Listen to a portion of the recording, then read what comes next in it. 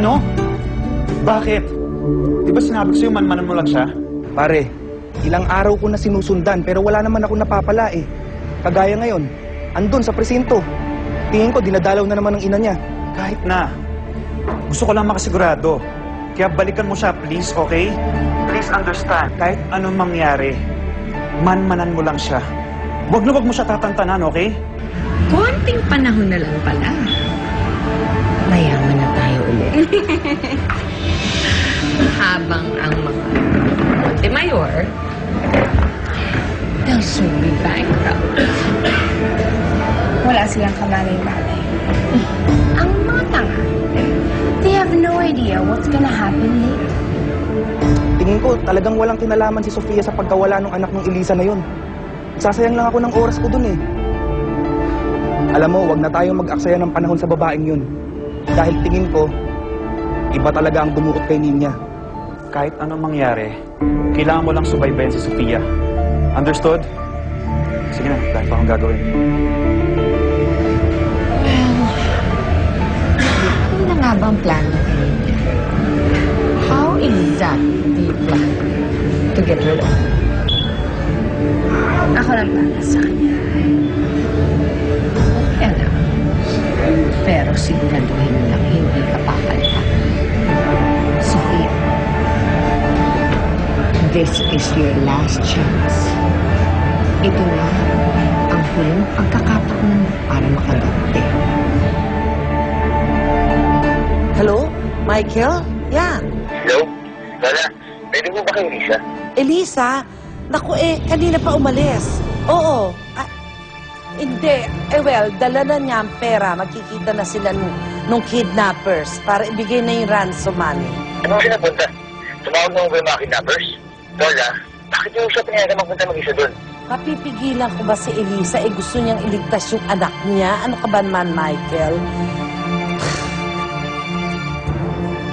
Huwag ka mag-alala. Huwag ka mag-alala. May kasama siya.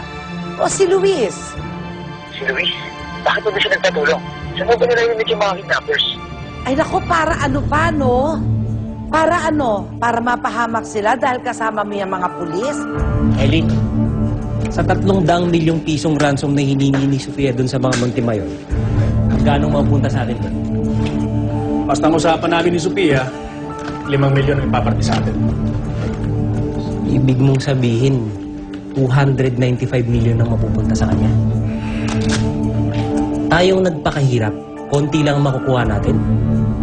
Ellie, parang hindi naman yata ako makakapayag niyan. Hayaan mo, kakausapin ko si Sofia, naragdagan ang parte natin. Bakit hindi na lang natin kunin lahat ng pera? Paano mo gagawin yun? Ay naku, hindi na, Michael. I'm sorry. Alam naman ni Elisa ang plano eh. Oo, alam niya ang plano mo. Kaya nga kusang loob na niyang hindi sinabi sa'yo na makikipagkita na siya sa mga kidnappers para nang sa ganon hindi sila mapahamak ng anak niya dahil kasama mo mga pulis. Ay, naku. I'm sorry, Michael. At this point, walang makakapigil kay Elisa. Simple lang. Pag nakuha na natin ng pera, didispatchahin natin si Sofia at yung bata. Ano sa tingin mo? Ayaw mong bang yumaman sa pinaghirapan mo?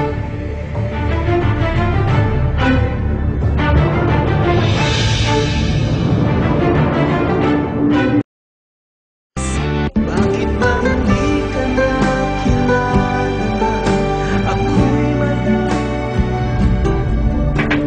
Ako'y Aalis ka na naman, Sofia? Dave, oo, may kipagkita ako kay Charlene eh. Pag-uusapan namin yung ilalagay namin sa magazine, yung tungkol kay Nina. Bakit naman gabi kayo magkikita? Alam mo naman yun, sobrang busy during office hours. Tsaka, matagal-tagal na rin kami hindi nagkita. Lalabas lang kami sandali pagkatapos. Oh, Sasama na kita. Huwag na, Dave.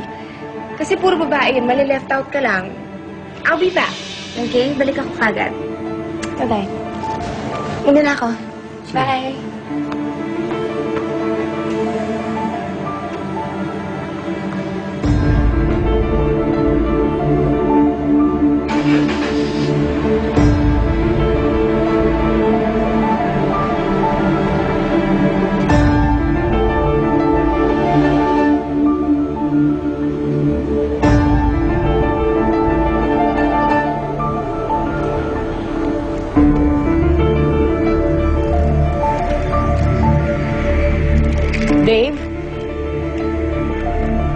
Aalis ka? Opo, tita. Susundan ko lang si Sofia. Gusto ko malaman kung saan talaga siya pupunta.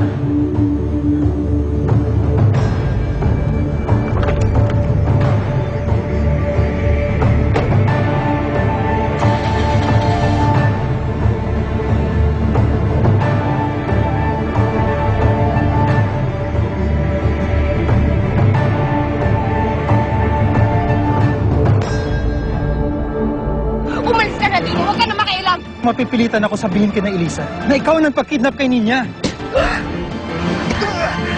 Ano pang hinihintay niyo? Dalhin niyo na yung mga pera at saka sinin niya sa kotse ko. Ayun o. Plano tayo. Ako nang bahala dyan. Galabang ka ba? Hoy!